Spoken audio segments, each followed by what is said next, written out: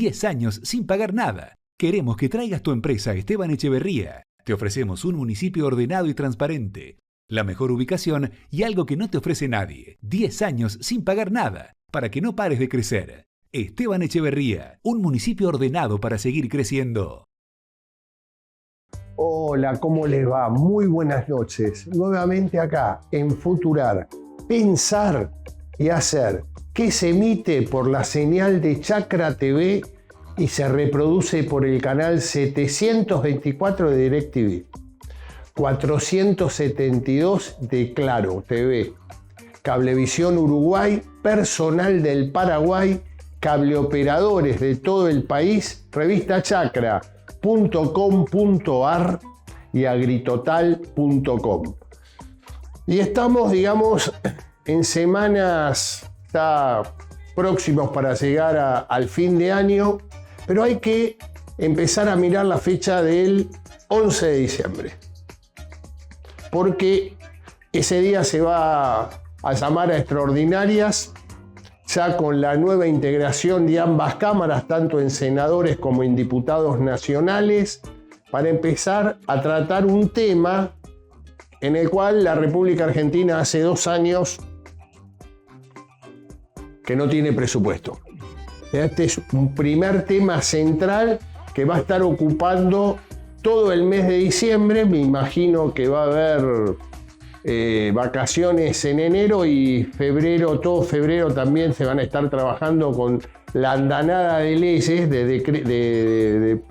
de proyectos de leyes que el Poder Ejecutivo enviará al Parlamento Nacional. Así que va a ser un verano, digamos, con mucho movimiento, muchísima movilidad y con la aparición de nuevas figuras, ¿no? O sea, en el ámbito legislativo. Yo diría un rol muy, muy protagónico va a tener en el Senado de la Nación Patricia Bullrich, que creo que de alguna manera va a sentar bases muy sólidas de esa jefatura de bloque de La Libertad Avanza en el Senado con 20 senadores y los acuerdos que pueda hacer, pero va a ser una figura central en este Parlamento en estos 2 años que se avecinan muy movidos políticamente. Y yo diría que en la Cámara de Diputados miremos con mucha atención el bloque opositor, por ahora primera minoría, que es Fuerza Patria, en el cual empieza a haber cimbronazos importantes. Porque hay muchos gobernadores de signo justicialista que no están del todo conformes con la jefatura de bloque, con el alineamiento hacia el liderazgo de Cristina y Máximo Kirchner. Eso empezó a resquebrajarse y miremos con mucha atención qué puede suceder. Es por eso esta noche invitamos a un politólogo, a un analista político joven. Con él vamos a estar hablando un poco de lo que se viene, cómo percibe, digamos, al oficialismo y a las oposiciones. Fundamentalmente estoy hablando de Frente Patria, los gobernadores y también lo que fue, digamos, un intento que electoralmente no resultó, que fue Provincias Unidas. Con Augusto Reina vamos a estar hablando de estos temas para proyectar fundamentalmente un 2026 que todo indica será un 2026 con la posibilidad de encarar reformas legislativas, fundamentalmente con modernización laboral y reforma tributaria que la Argentina viene reclamando ya desde hace muchísimas décadas. Así que hacemos una breve barrida y ya vamos con la nota editorial.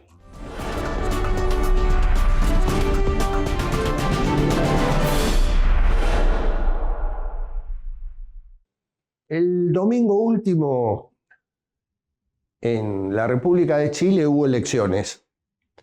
E indudablemente el centro izquierda ganó la elección, pero a muy corta diferencia del candidato de derecha.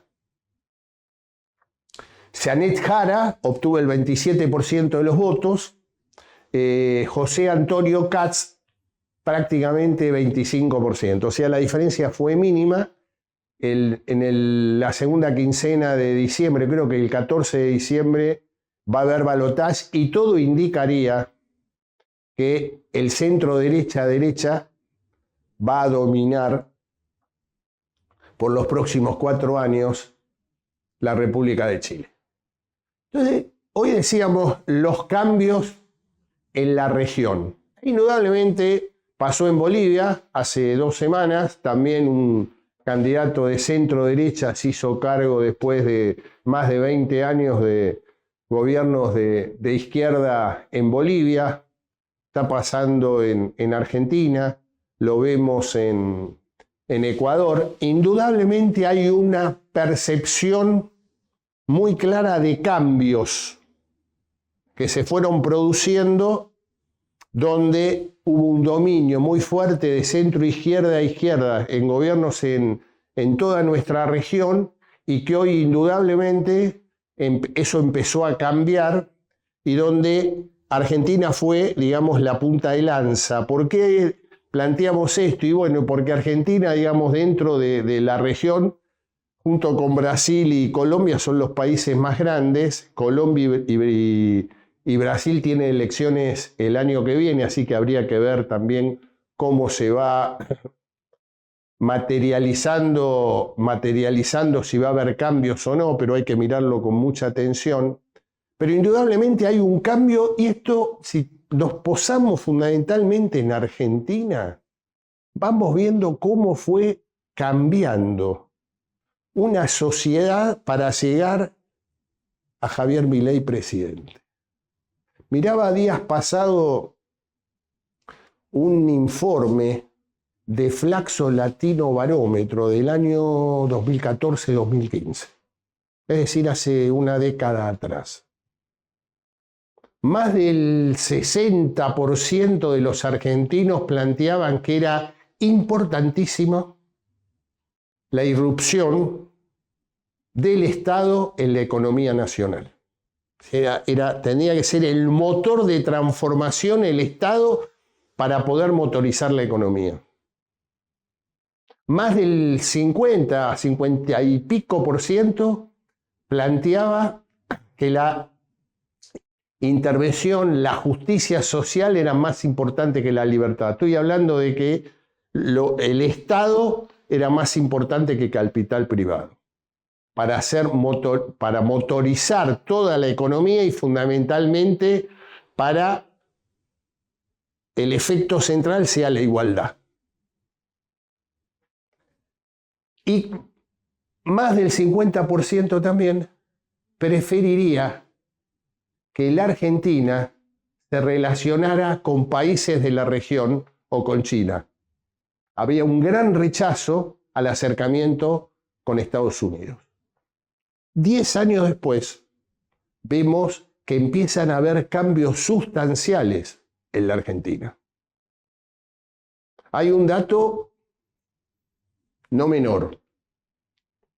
Históricamente, la sociedad argentina se consideró clase media.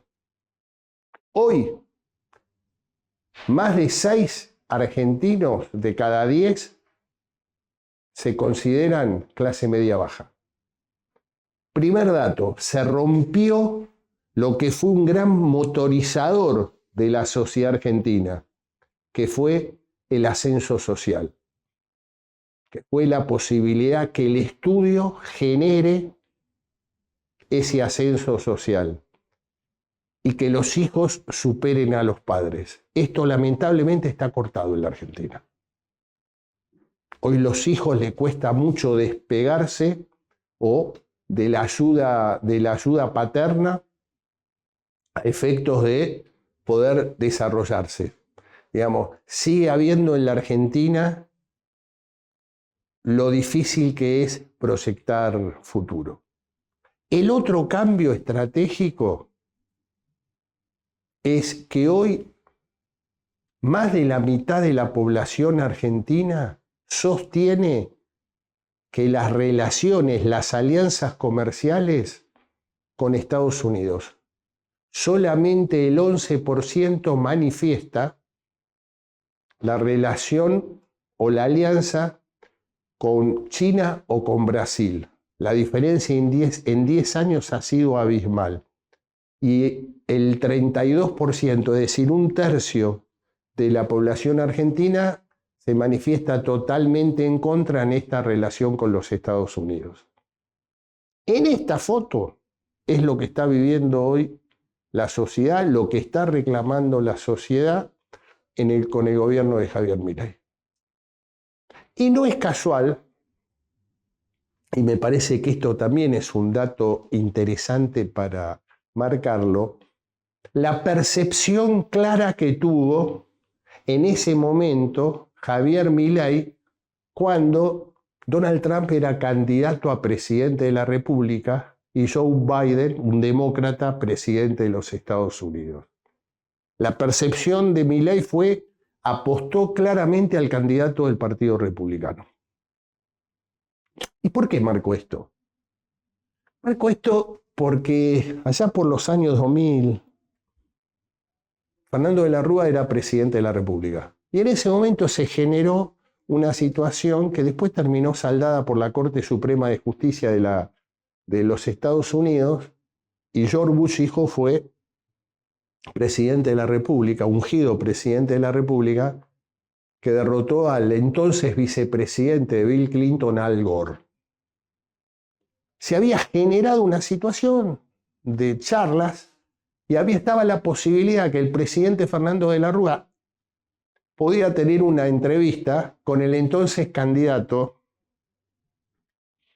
republicano George Bush hijo. Idas y vueltas, intervención del canciller en ese momento de la Argentina, de Alberto Rodríguez Avarini, en el cual, al no estar él en el medio de esas negociaciones, trabajó para que esa reunión no se haga, porque todavía Bush hijo era candidato, y esa reunión obviamente no sucedió.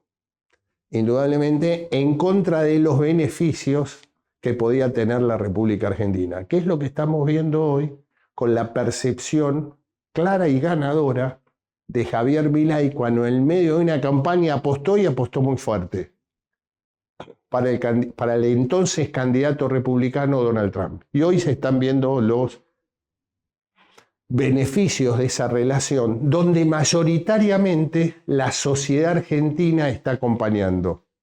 Y donde también es importante decir que la intervención en la campaña electoral, terminada hace pocas semanas en la República Argentina, esa intervención directa del secretario del Tesoro norteamericano, fue de suma importancia. ¿Por qué? Porque pudo al menos atemperar el clima de incertidumbre que se estaba viviendo en ese momento en la economía y las finanzas argentinas. Y según estudios que se dieron post 26 de octubre, se estima que un 6% de los 41% que sacó el gobierno nacional en la elección del 26 de octubre, un 6% fue un voto anticrisis. Un voto en el cual muchos sectores de la sociedad imaginaban semanas difíciles, semanas trágicas, si me permiten, que ya la sociedad argentina la vivió muchas veces. El hecho de que el dólar se disparara, que el índice inflacionario empezara a temblar y los negocios empezaran a ver aumentos sistemáticos y la posibilidad de una crisis institucional en ciernes. Ese 6% de voto dijo no. Por ahí no me gusta del todo el gobierno de Milei. No me gusta la personalidad de Milei. Pero ya probamos de todo. sigamos y apostemos. Por eso yo le venía diciendo en editoriales pasados, no fue un cheque en blanco, fue un plazo fijo con vencimiento. La sociedad argentina le dio todas las armas para que el presidente pueda avanzar. Y acá me parece que es un poco esto que tiene que ver con lo que está pasando en la región. Geopolíticamente, Argentina está aprovechando muy bien este momento porque hay un cambio de estrategia de política internacional en Estados Unidos. Después de muchísimas décadas, Estados Unidos empieza a mirar la región de otra manera. Empieza a ver con preocupación la irrupción de China en toda esta región. Y con un Estados Unidos que había quedado totalmente rezagado, donde todos sus intereses estaban puestos en los conflictos de Medio Oriente y en las relaciones con Europa. Hoy la región pasa a ser estratégicamente muy importante para los intereses norteamericanos. Y de ahí que empieza a mirar con mucho detenimiento y empezar a influir en muchas de las políticas de diferentes países. No es casual lo que está pasando en Venezuela. O sea, como nunca antes, Estados Unidos está mirando a Venezuela como un país desestabilizador de toda la región, por no cumplir la Constitución Nacional, por no respetar el voto popular. Digamos, hay que seguir con mucha atención lo que puede suceder en Venezuela. Y con respecto a la Argentina, se genera a su vez una simbiosis ideológica muy fuerte y a su vez una relación personal entre el presidente norteamericano y el presidente argentino, como nunca antes había sucedido. Y una sociedad que empezó a dejar atrás fundamentalmente sectores socioeconómicos, cruzan todos los sectores socioeconómicos y a nivel edad, a nivel etario de 40 para abajo, dejó atrás totalmente aquellas viejas consignas del imperialismo norteamericano o Yankees Go Home, donde se veía reflejado claramente una situación de muchísima competencia y de muchísima crítica. Digamos, muchísimas generaciones de argentinos educándose con las venas abiertas de América Latina. Esto quedó atrás. Hoy hay una sociedad de 40 para abajo mucho más pragmática, donde consume sin ningún tipo de inconvenientes diferentes productos y cultura norteamericana. No lo ven a Norteamérica o a los Estados Unidos como las generaciones nuestras que tenían una carga ideológica muy fuerte, una sociedad argentina mucho más pragmática, menos ideológica. Y esto de alguna manera se entiende el por qué hoy Javier Milei volvió nuevamente a manejar la agenda pública con un triunfo electoral mucho más contundente de lo que se esperaba, de casi 10 puntos. Y con una oposición, como dijimos el jueves pasado, totalmente desnortada. Una oposición que todavía no pudo internalizar lo que pasó en el 2023 y que sigue, digamos, en un rumbo errático porque no pudo consolidar liderazgos sólidos y con un proyecto nacional. Son liderazgos districtales o provinciales, pero que le cuesta amalgamar intereses porque no hay liderazgos nacionales de distintos sectores de la oposición, y no estoy hablando solamente del peronismo, sino de las distintas oposiciones. Liderazgo político hay uno solo y a nivel nacional, que es el del presidente de la República. Y esto se ve reflejado claramente y se vio contundentemente en la elección del 26 de octubre. todo esto va generando un cambio claro donde Estados Unidos y las sociedades de nuestra región, de esta Latinoamérica, también, digamos, empiezan a mutar. Y hay avances y retrocesos. Los vimos también el domingo en el Ecuador. Hace 6 meses atrás Daniel Noboa había arrasado en las elecciones del Ecuador y este último domingo tuvo una derrota importante en un plebiscito donde planteaba 3 o 4 ejes estratégicos, entre ellos reforma a la Constitución, la posibilidad de que haya bases de algún país, en este caso era Estados Unidos, nuevamente en el Ecuador, la posibilidad de la disminución de legisladores en la Cámara de Diputados de ese país y el financiamiento de campañas electorales. Le fue mal, perdió en todo. Y yo creo que el tema de los plebiscitos tiene que ver con los humores sociales del momento. A veces pasó en muchas oportunidades que se vota con lo que le está sucediendo a la sociedad en un momento determinado, sin ver claramente lo que está planteando el llamado a un plebiscito o los ejes por el cual se llamó a un plebiscito. Así que el tema Ecuador entra en una zona de mucha zozobra política, pero en líneas generales lo que se está notando y se está viendo es que hay un cambio de clima muy fuerte, donde el centro derecha y derecha, en alineamiento con los Estados Unidos, con las políticas norteamericanas, empieza a influir fuertemente en la región. Y acá es donde Argentina, en esa relación, como le dije, de mucha empatía ideológica y personal entre ambos presidentes, empieza a estar en muy buena posición. Veremos si la gestión, veremos si los demonios de la personalidad del presidente Javier Milei los puede dominar y manejar su soberbia y su egocentrismo.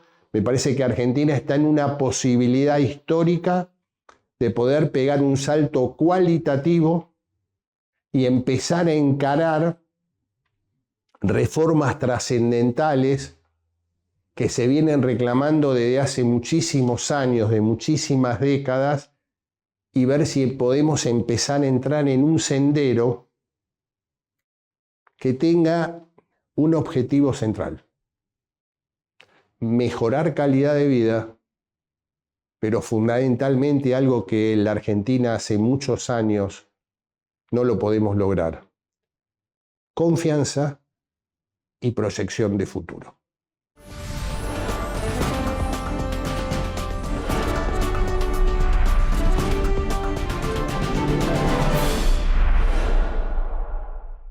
Bueno, ya está en nuestros estudios el invitado de hoy, es el licenciado Augusto Reina.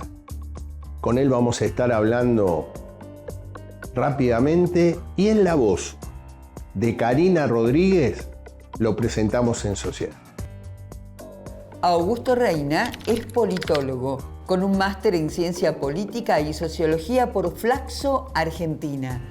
Doctorando en Ciencias Políticas en la Universidad Complutense de Madrid. Además, es director de DOCERRE, consultora de investigación y comunicación estratégica, desde donde han trabajado para campañas y gobiernos tanto en Argentina como en Bolivia, Ecuador, México, Paraguay, Puerto Rico y Uruguay. También es director del observatorio Pulsar.uva, profesor universitario de la Universidad de Buenos Aires y del posgrado en Comunicación Política de Flaxo. Fue presidente de la Asociación Argentina de Consultores Políticos. Es, por otra parte, coautor del libro Debatir para Presidir, compilador de El cambio después del cambio y autor de numerosos artículos académicos. Hacemos una breve pausa y ya estamos en el mano a mano con el invitado de hoy, el licenciado Augusto Reina.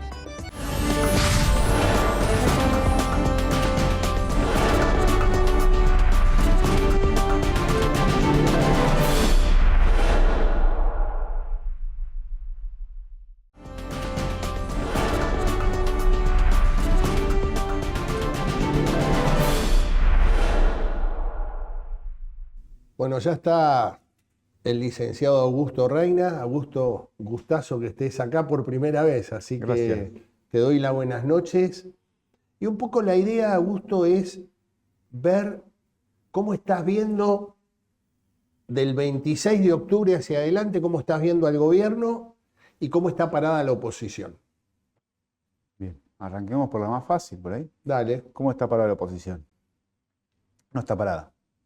La oposición está muy desarticulada, con muchos problemas para encontrar, bueno, una unidad, un liderazgo, alguien que capitalice los errores que el gobierno eventualmente cometa, y con muchas dificultades de construir lo que fue la virtud por ahí de la oposición en los últimos 6 meses, que fue legislativas. O sea, capacidad de ponerle al presidente una agenda legislativa que lo vaya arrinconando, si querés, hacia determinados temas que el gobierno no quería llevar adelante. Y eso se empieza a perder. El gobierno, por otro lado, si lo ves en perspectiva, está fortalecido en el legislativo, fortalecido ante la opinión pública, fortalecido entre los gobernadores, y probablemente con una agenda temática mucho más clara y densa que la que tuvo hace un año atrás, con un programa de reformas bastante más claro, hay que ser honestos, porque si bien tenía un programa de reformas, ninguno lo había podido llevar adelante de forma consistente y duradera, y a partir de ahora puede ser, bueno, si la ley de base las mantienen, logran mantener ese tipo de leyes, si se llevan adelante la reforma fiscal, si llevan adelante reformas eventualmente previsional, y así tenés un paquete de reformas muy grandes por delante. La pregunta probablemente sea, ¿qué capacidad tiene el gobierno de construir un consenso legislativo que le permita llevar adelante todas esas? Y bueno, creo que esa es la pregunta central de cara a marzo, porque en definitiva, hoy es un gobierno que claramente ha promovido muchas reformas, pero que les cuesta mucho mantenerlas, ¿no? Entonces, de cara, creo que el gran desafío que tiene el gobierno actualmente es, bueno, que las reformas que hagan sean por ley y que esas leyes garanticen que haya 2, 3, 4, 5, 6, 8 años de un programa, que a uno les puede gustar más o les puede gustar menos, pero es un programa al fin. Con lo cual, creo que con el panorama de oposición que tienen y el gobierno tal como está parado, tienen por lo menos garantizados 3, 4 meses de relativa iniciativa. O sea, estás planteando confianza y previsibilidad. Digamos, que pueda... Estoy loco. Estoy loco. No. Pues sabés que yo decía hoy en el editorial, que el tema es, ¿podrá dominar los demonios de la personalidad del presidente? Fundamentalmente manejar el egocentrismo y la soberbia. Yo te diría que si lograrían eso... Bueno, creo que ese es exactamente el punto. ¿Viste que dicen esa frase? El problema del que gana la guerra es que piensa que las armas es la única solución. Sí. Bueno, ahora hay que ver, ¿no? O sea, hay que explicar, hay que ver si el gobierno comprende esto de, bueno, llegó a este momento e hizo una estrategia que implicaba ir al confrontar, darle las espaldas al Congreso, no negociar, armar listas con personas que no están relacionadas con la política y que no tienen prácticamente ningún vínculo con los partidos políticos. Y eso, bueno, si uno se pone bilardista, digamos, a los fines de los resultados, les funcionó. Entonces la pregunta de ellos, lógicamente, sería ¿por qué modificar ahora eso? Y creo que un poco la pregunta, la que vos seguramente algo estabas pensando en la editorial, es, bueno, para dar una fase 2, necesitas rediseñar un poco tu programa de gobierno. Los cambios de gabinete que parecen asomar no van en la línea que vos y yo estamos pensando. Parecería que es más una radicalización de los primeros 2 años que un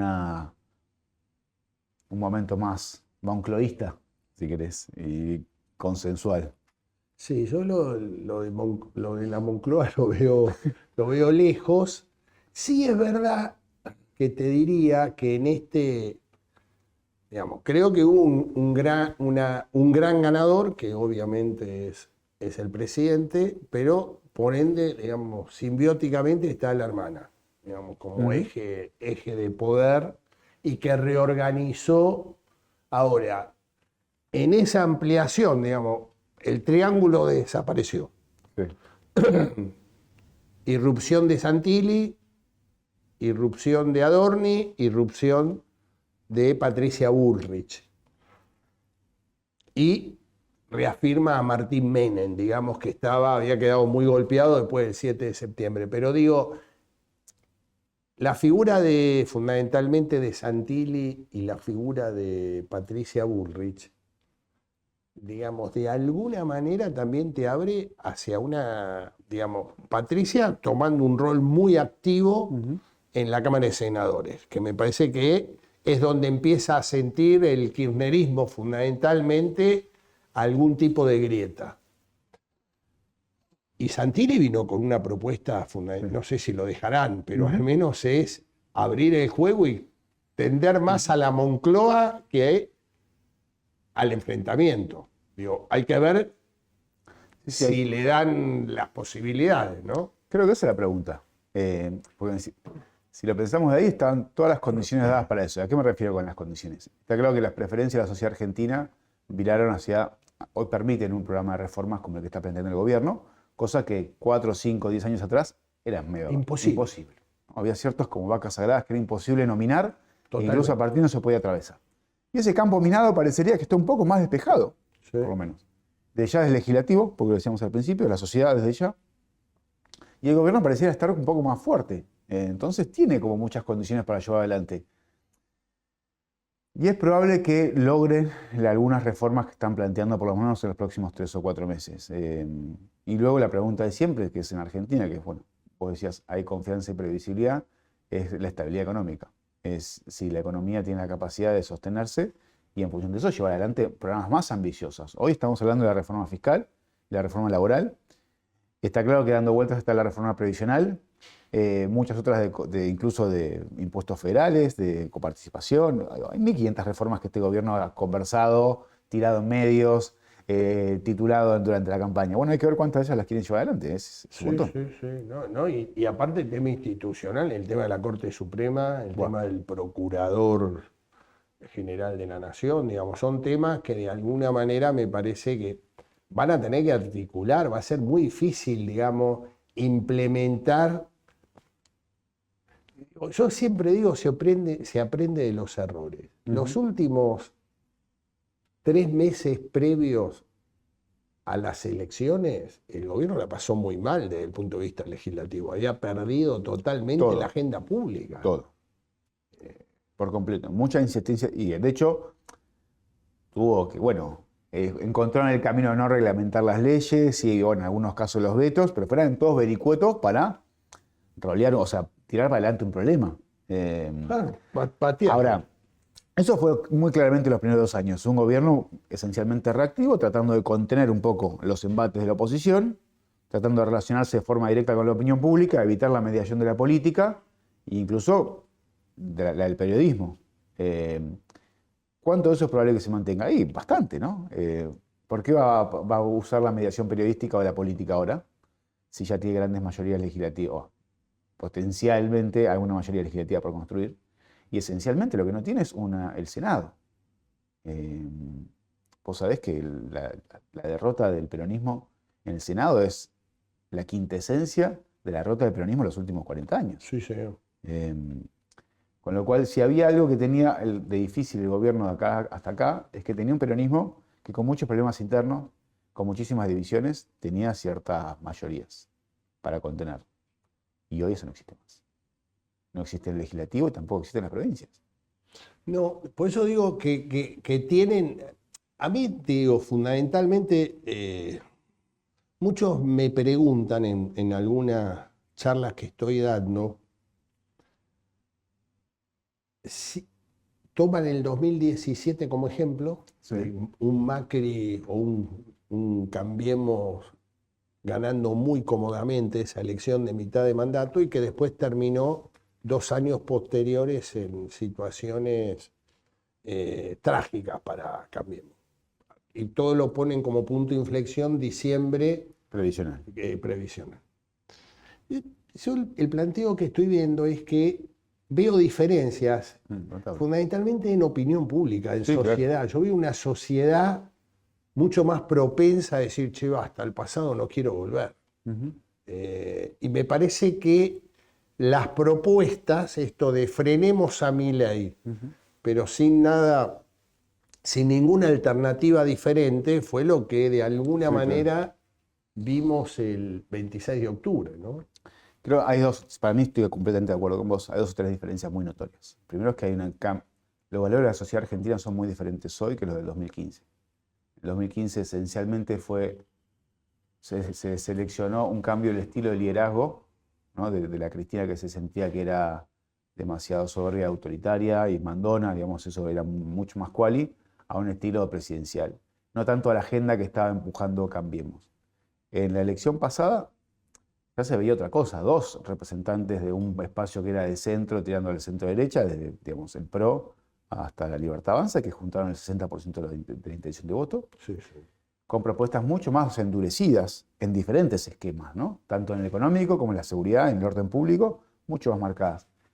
Y nosotros, desde el Pulsar, que es un observatorio de la Universidad de Buenos Aires, que hacemos estudios sobre valores sociales, vemos que en los últimos 3 o 4 años hay una marcada tendencia de, primero, un reverdecer del sector privado sobre el Estado, cosa que antes era bastante rechazado. Quiero decir, después de la crisis de los servicios públicos entre el 99 y el 2001, hay como una primavera del rol del Estado en la economía. Vos te acordás y la estudiaste profundamente, tanto de, bueno, que eso que habilitó grandes estatizaciones, una intervención mucho más marcada en la economía. Y eso se mantuvo más o menos constante hasta el 2015, donde empezó a tambalear, y ahora, después de la pandemia, afloró otro consenso, de un sector privado mucho más marcado. Y en eso, digo, también se recuesta este gobierno, con mucha más soltura, y por eso es que la coalición de empresarios, emprendedores, influencers, privatistas, es mucho más marcada y tiene mejor voz que la que en su momento tuvo con Mauricio Macri, lo que llama el gobierno de los CEOs, que no era tanto un gobierno empresario, sino un gobierno de gente jerarquizada en el sector empresario, ¿se entiende? Se entiende perfectamente. De clase alta, quiero decir. Sí. A partir de eso me parece que lo que tiene el gobierno es muchas más cartas en la mano. Muchas más cartas en la mano. La pregunta de siempre es cómo las va a jugar con ellos, ¿no? Que es el imponderable. Creo que es un imponderable que nunca terminamos de zanjar y que es lo que hace difícil analizar el gobierno de Milei, es que es sus conductas. Ahora, Augusto, hay otro dato que me parece también hay que ponerlo y contextualizarlo, que es la relación con Estados Unidos. Y a su vez es Estados Unidos mirando a la región como nunca antes la había mirado, ¿no? O sea, como que ahí se empieza a producir un cambio de geopolítica del gobierno norteamericano hacia la región, y en el cual te diría que Argentina hoy, tanto de lo político como de opinión pública, fundamentalmente de 40 años para abajo, es como que hay un cambio notable. O sea, mi generación era las venas abiertas de América Latina de Galeano. O sea, eso hoy quedó en el pasado más absoluto, fundamentalmente de 40 para abajo. Sí, bueno, es muy notable lo que decís. La imagen de Estados Unidos en Argentina es notablemente mejor de lo que la mayoría creo que considera. Exactamente. Nosotros con el Pulsar salimos con un informe la semana que viene. Si no me equivoco, en torno al 60% de la sociedad argentina tiene una imagen muy buena de Estados Unidos. Eso no existía en el momento, voy a buscar una imagen, en el momento de Alca al carajo, que fue, ¿no? La cumbre Mar del Plata. El Mar del Plata. Bien. Estamos hablando de hace 20 años atrás. Sí, no hace tanto. No hace tanto. Y eso, hubo una pequeña recuperación de la imagen de Estados Unidos cuando la presidencia de Obama, que lógicamente era una personalidad que generaba cierta simpatía y solidaridad, y después se vino un poco más abajo con el primer Trump. Pero hoy está medio incluso atada a Trump, que tiene una imagen bastante buena en la Argentina, y es un poco el clima de época. Entonces, y también me parece que hay algo menos ideológico en la mirada de los argentinos sobre las relaciones internacionales que se empieza a ver incluso con China. Vos sabés que la imagen de China en Argentina es también totalmente buena, cerca del 60% de los argentinos creen que tiene una imagen positiva de China. Lo que pasa es que con Estados Unidos hay cierta frescura cultural, si querés. Desde ya son americanos, hay una aspiracional, es el país al que más nos gustaría parecernos en la mayoría de los estudios, y está claro que a partir de eso, bueno, hay cierta proximidad. Pero hay algo que me resultó interesante en el último estudio, es que hay una pregunta que es, ¿con qué país cree que deberíamos relacionarnos más? Y Estados Unidos es en los últimos 4 años más o menos consistente, en torno al 30% de las preferencias, ¿no? Año tras año, variando un poco, pero en torno al 30% cree que es Estados Unidos. China ha pasado del 4% al 9% al 15%.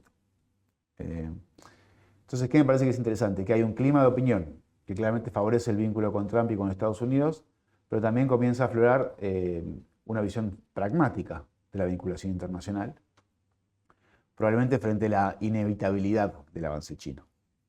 Y entonces creo que hay un tema que no sé cómo lo va a llevar adelante el gobierno, porque está claro que a Estados Unidos y Argentina les conviene ser amigos, digamos, mientras los dos presidentes tengan afinidad ideológica. La pregunta es qué pasa cuando los dos presidentes cambien. Augusto, hacemos una breve pausa. Dale. Y después vamos a seguir hablando de este tema. Te quiero hacer una preguntita. Hacemos breve pausa y ya seguimos con Augusto Reina charlando sobre el escenario post 26 de octubre.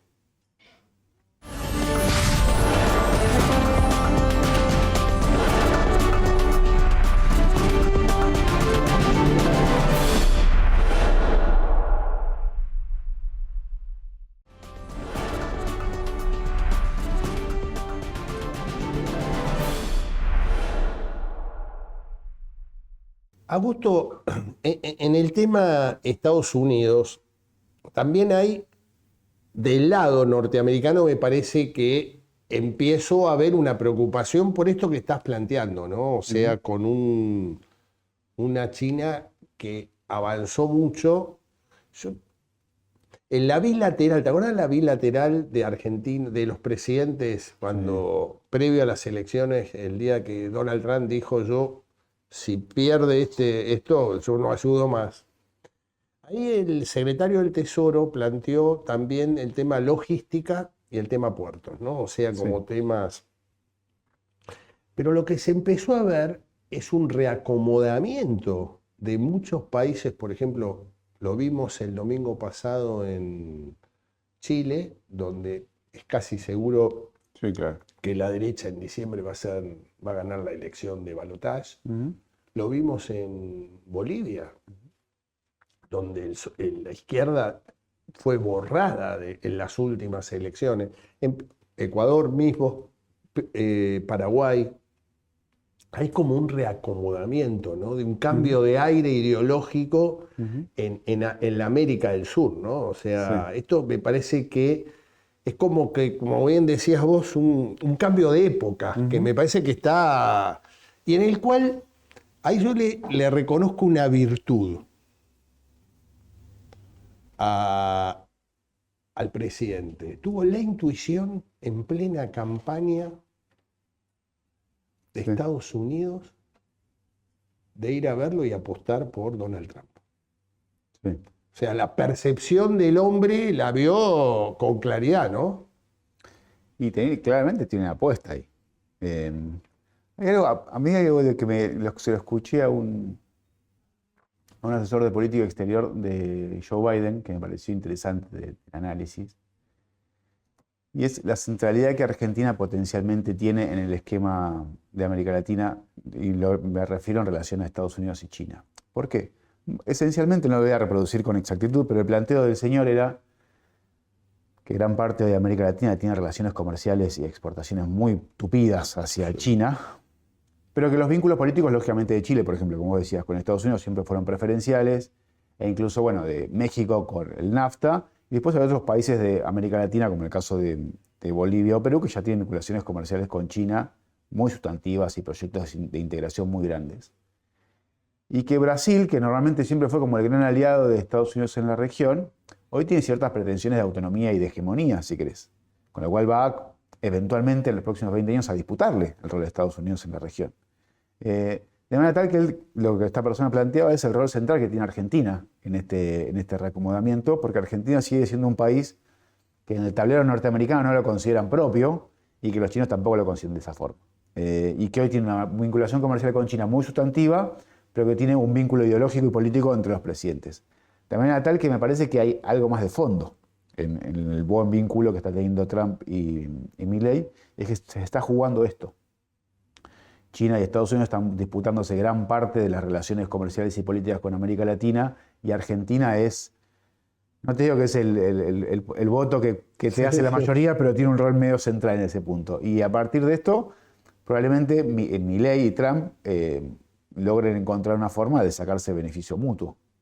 No, y aparte, si lo mirás de esa línea, si vos tomás toda la América Latina, vos tenés que los 4 grandes, digamos, tenés Brasil, como bien lo explicabas, su rol histórico, que siempre fue un aliado. México, hoy, digamos, con un gobierno de centro-izquierda, digamos, y que al menos en el relato siempre fue antinorteamericano, y Colombia. El único país de los 4 grandes que está alineado, pero acá se da, como bien decís vos, y esto me parece que hay que ver como, que creo que Argentina le puede sacar mucho provecho, es la empatía ideológica entre ambos presidentes, ¿no? Eso en el corto plazo, ya bueno, más allá del acuerdo marco comercial que se anunció hace pocos días, hay que ver si después el acuerdo marco se verifica en algo más concreto o simplemente es una declaración de intenciones, ya sabemos cómo existen. Y a partir de eso, bueno, desde ya que lo que le queda de presidencia de Milei en términos económicos históricos es muy breve. Hoy parece mucho, pero en términos históricos va a ser 2 años, es nada, digamos, lo que se logra. No es nada. Si hay que ver si después revalida y pasan de ser 2 a 6 lo que queda, por ahí un poco más. Pero el problema siempre está, bueno, si los intereses de política exterior, mejor, la política exterior se guía por intereses, son de largo plazo. Si se siguen por afinidades ideológicas, son de corto plazo. Entonces va a llegar otro presidente con otra afinidad ideológica, por esto se va al tacho. Es verdad lo que decís. Ahora, lo que a mí me parece que este giro en la política exterior norteamericana con respecto a América Latina, yo te diría que aunque, al menos en la historia norteamericana, ¿no?, que si los demócratas podrían volver al país cuando termine mandato dentro de 3 años, Donald Trump, yo te diría que no sé si puede haber cambios tan bruscos. O sea, no, digamos, lo nuestro, viste, que nosotros podemos pasar... Sí, muy volátil. Exactamente, en un grado de volatilidad.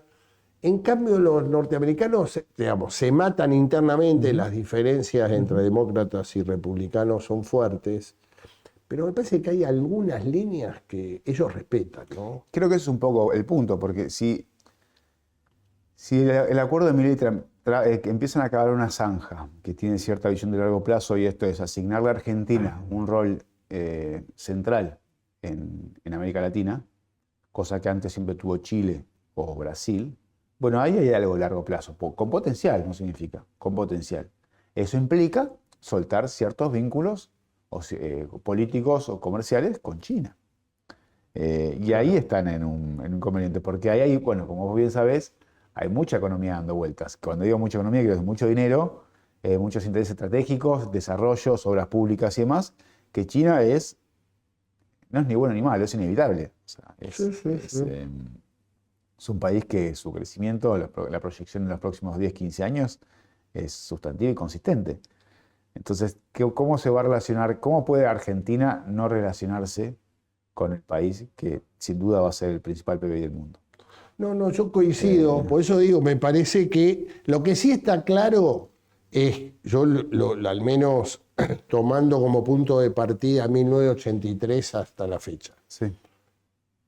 Este es el primer presidente que con toda claridad planteó dónde está mi alineamiento y de dónde miro. Sí. Digo, es más, yo te diría, lo asemejo mucho a lo que fue principios del siglo XX, cuando nuestro objetivo central en materia internacional era Inglaterra. O sea, como que ahí hay, obviamente con todas las diferencias de lo que es el siglo XX con el siglo XXI, pero estoy hablando desde alineamiento claro de la política exterior de nuestro país.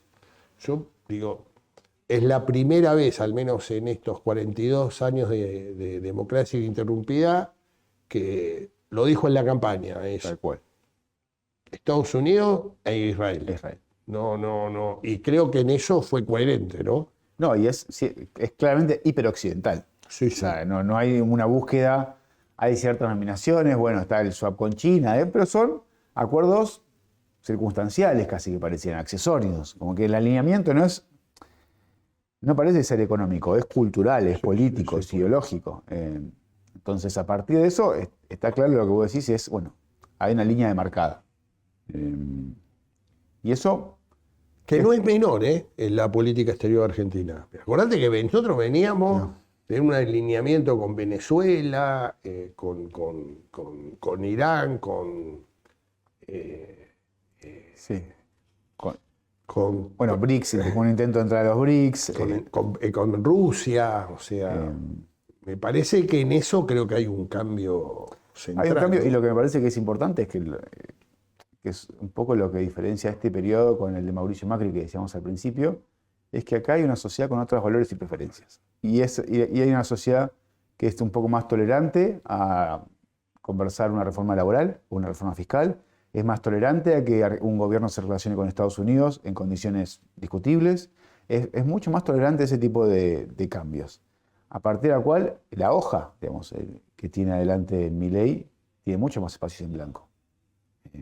Y eso le da muchas más oportunidades. Sí, yo creo que, por eso te digo, yo creo que se está...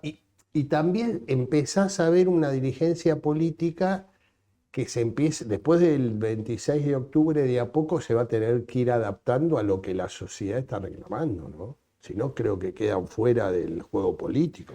Sí, bueno, sí, totalmente. Le cuesta muchísimo a toda la clase política verlo. Me resultó un poco curioso por ahí más de nuestro microclima, el furor que tuvo y el seguimiento de la campaña del alcalde electo de Nueva York. Sí. Un poco porque creo que era fiel reflejo de, tal vez es por acá, pero es una búsqueda un tanto desesperada, sin sentido, con pocas ideas, de decir cómo hago para salir del atolladero en el que me encuentro. Y un poco creo que el fanatismo que generó en ciertos círculos esta campaña fue, sí, capaz que es por acá. Y bueno, no, eso está claro que es una falta de creatividad enorme, y eso esencialmente es una búsqueda más estética que sustantiva. Mira, yo creo que es así, se nos acabó el tiempo, pero ¿vos sabés que lo que me pasó cuando vi el resultado y el planteo del alcalde electo? Me retrotrajo a los años 80, Sí. en los albores de nuestra democracia, con el teorema de Baglini.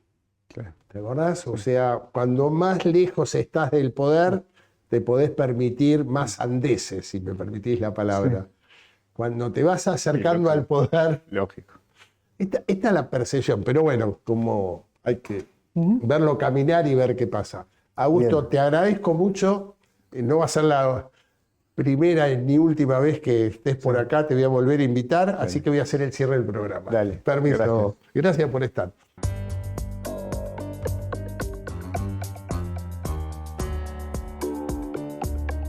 Y ahora, el dato futurar. ¿Cuál es el dato futurar de hoy?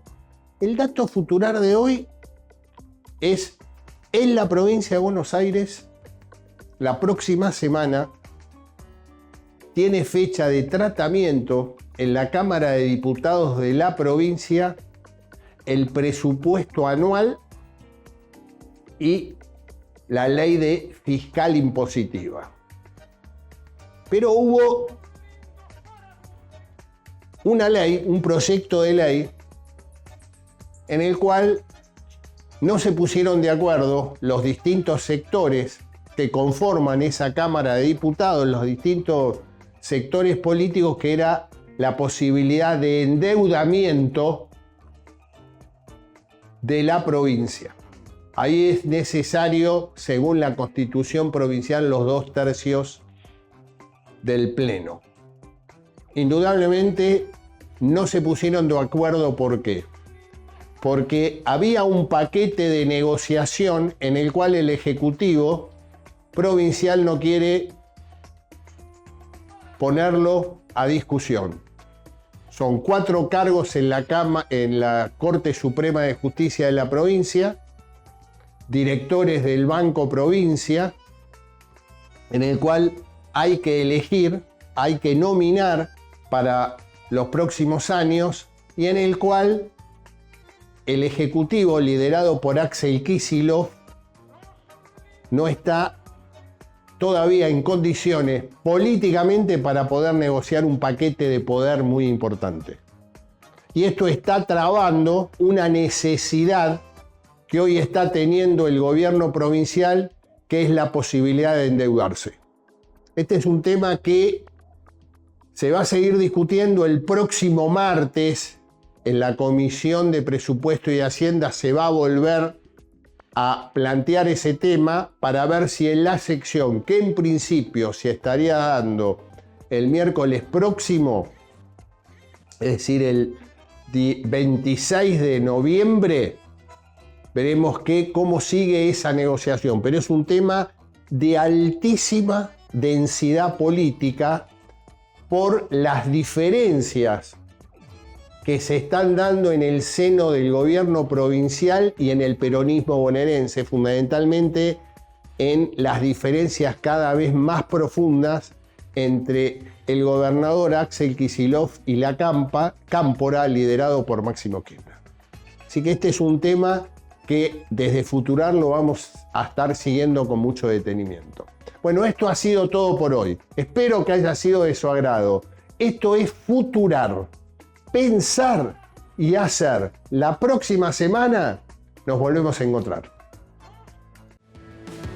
¿Querés más herramientas para crecer? Suscríbete y activa la campanita de notificaciones.